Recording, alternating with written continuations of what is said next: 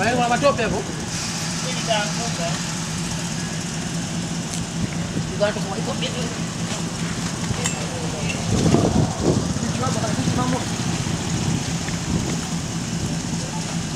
Mbele yenu niko pamoja na waimbaji wenzangu ambao labda kwa haraka haraka wajitambulishe. Haraka. Pendo Sheba, Susan Dasha, Rema Kipande, Esther Wasira. Hawa ni waimbaji wenzangu. Nimewaiteni hapa kwa malengo makuu mawili. Lengo la kwanza ni kuwaeleza yajayo.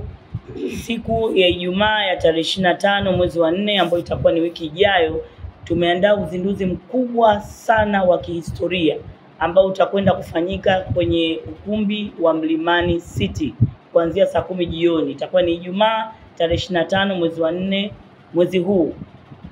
Tarehe 25 mwezi wa 4 mwaka huu kuanzia saa 10 jioni pale Mlimani City.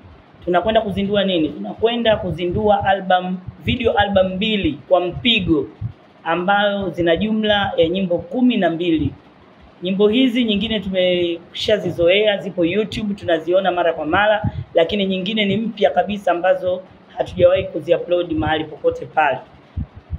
Hizi nyimbo 12, wimbo mkubwa ambao umebeba jambo hili na kulifanya liwe la tofauti ni ule wimbo wa ukiona watu wanatoka mashimoni na ufahamu, ukiona kuzimu yatikiswa kama maji, ujue saa imetimia, ufufuo umekaribia.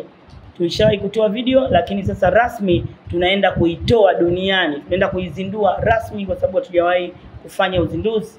Kwa hiyo tutazindua saa imetimia sambamba pamoja na video nyinginezo.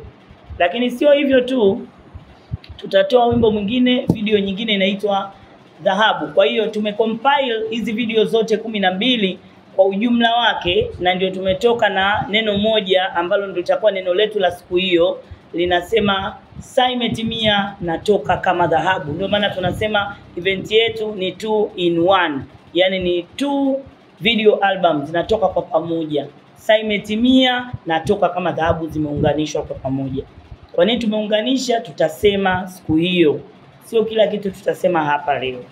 Kwa hiyo karibuni sana waandishi wa habari. Kingine muhimu kufahamu ni kwamba nyimbo hizi zote zimetungwa na mimi mwenyewe. Mimi kama Lilian Wasira ndio mwanzilishi wa Wanawake Band, ndio mbeba maono na ndio nilipewa revelation au ufunuo wa saa imetimia. Kwa hiyo nataka niweke vingine viwe kama itakuwa kama ni story ya siku hiyo. Kwa hiyo nataka niseme kila kitu hapa. Ufunuo mafunuo niliopewa nitaongelea kwa kirefu siku hiyo. Cha muhimu ninachotaka Watanzania wajue kwamba jambo kubwa linakuja na ni tarehe 25 mwezi huu wiki ijayo Ijumaa kuanzia saa 10 jioni pale kwenye ukumbi wa Mlimani City. Kingine cha muhimu ni kwamba nitakuwa na surprise.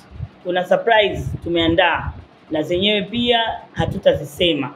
Kikubwa ni wao waje wafike pale Mlimani City waweze kuziona surprise gani, zinahusu nini na zinamhusu nani. Ni siku hiyo sasa wakifika. Tumealika wageni mbalimbali, viongozi wa serikali, viongozi wa vyama mbalimbali vya kisiasa, viongozi wa kidini, lakini na waimbaji wengine watakuwepo kutunga mkono tumealika.